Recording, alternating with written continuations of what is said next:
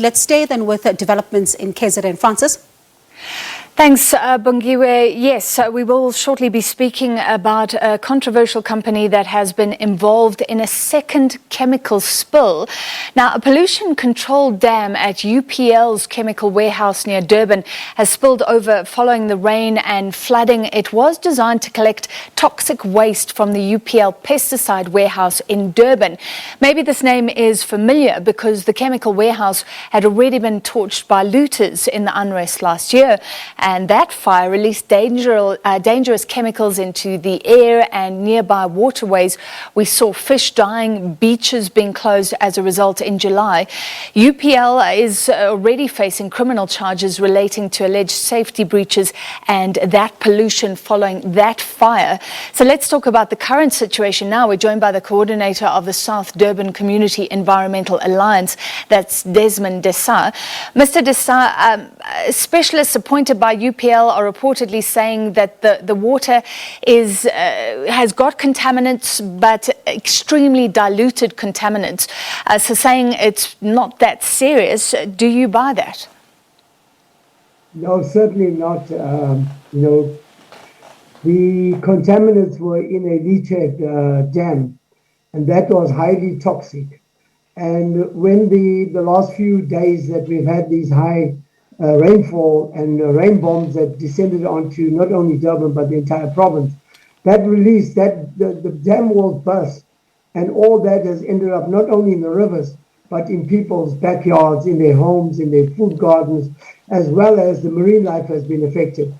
Word has it that, and I've been around all over the show during the past few days trying to assess the damage and all that.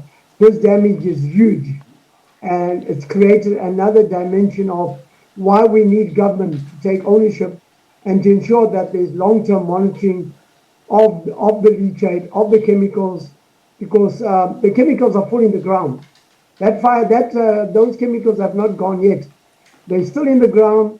Now that the leachate plant has been damaged and that has all spilled over, there needs to be proper monitoring and testing of it. The company must be held accountable for the long-term monitoring of the rivers, of the ocean, before we allow people to swim on the beaches in contaminated water, before we allow people to fish and eat fish that might be associated with high levels of chemicals in it, and we know what impact it has on people's health. So Mr. Desa, the beaches are already closed, I understand, all across Durban because of the debris anyway. So that'll be a concern later. But you're talking about contaminated water. Is this water that people may be drinking, that kids may be playing in, that people may be using right now? And how toxic is it? Well, it's highly toxic from what we could gather when we went and visited the place before the dams had spilled.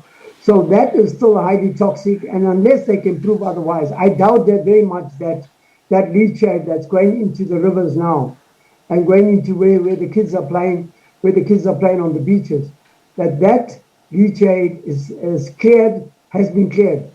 So I would urge our government to start analyzing the water, ensuring that before they open up, that the water has been analyzed properly, in the beach, at the river mouth, but more importantly, in the vegetables and the food gardens that people live alongside.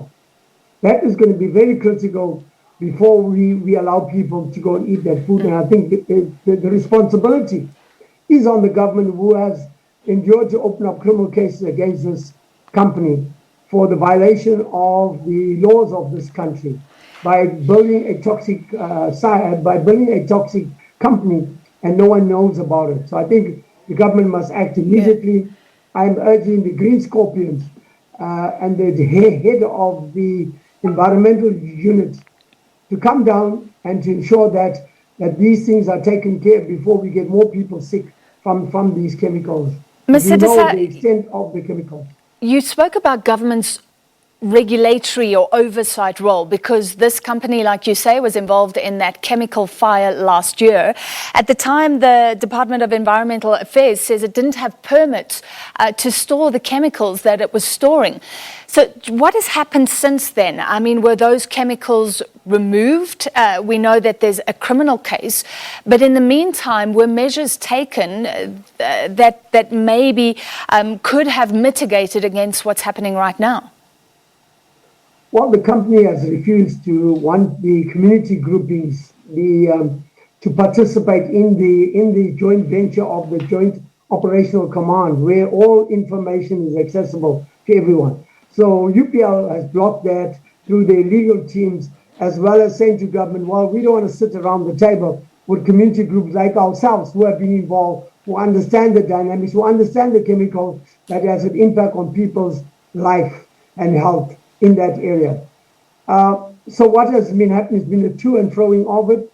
We have been talking to government, trying to bring across a view that unless we are involved, unless the information is accessible, you cannot make a decision that is not in line with the constitution of this country that guarantees a right to a clean and healthy environment.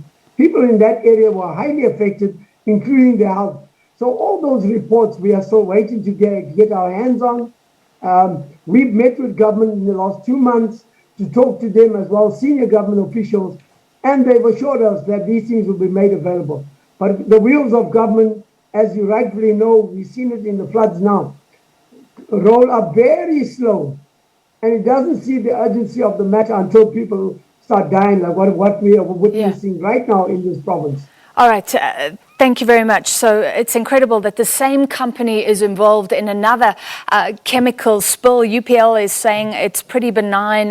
The water doesn't have too much toxic waste from this pollution dam that overspilled, but a very different view there, calling for the levels to be tested. That was Desmond Desa, coordinator at South Durban Community Environmental Alliance.